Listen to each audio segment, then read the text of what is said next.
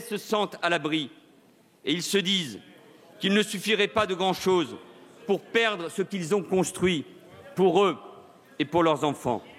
Voilà tout simplement la peur lancinante du déclassement. Mais la crise économique et sociale n'explique pas à elle seule la crise de confiance. Il y a aussi une crise civique, une crise d'identité. Dans un monde qui bouge si vite, les Français doutent de la capacité de notre modèle républicain à promouvoir, à protéger et à intégrer. Dès lors, et vous le savez tous, la tentation du repli devient plus grande partout, dans nos territoires ruraux, périurbains, mais aussi dans nos villes, lézardées par des fractures communautaristes qui prennent le dessus sur l'idée d'appartenir à une même nation. Nous assistons également à une montée du racisme, de l'antisémitisme, de l'intolérance et les paroles, les actes anti-juifs, anti-musulmans, anti-chrétiens ou homophobes doivent être combattus avec une même fermeté.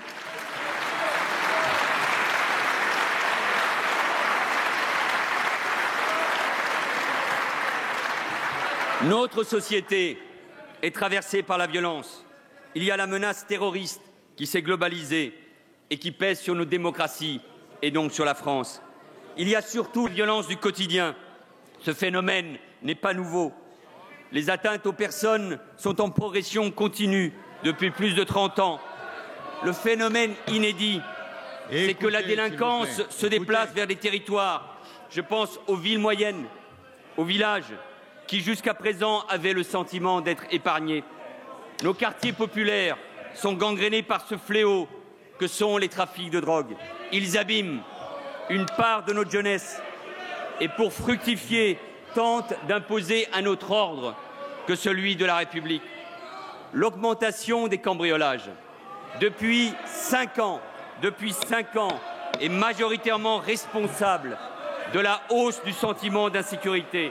S'il vous plaît. Se faire voler, et surtout quand on a peu, est un traumatisme profond.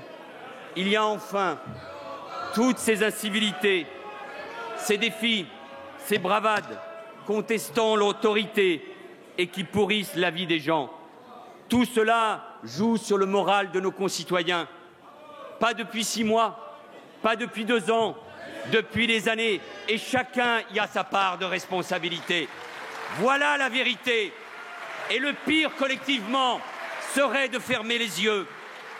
Mesdames et messieurs les députés,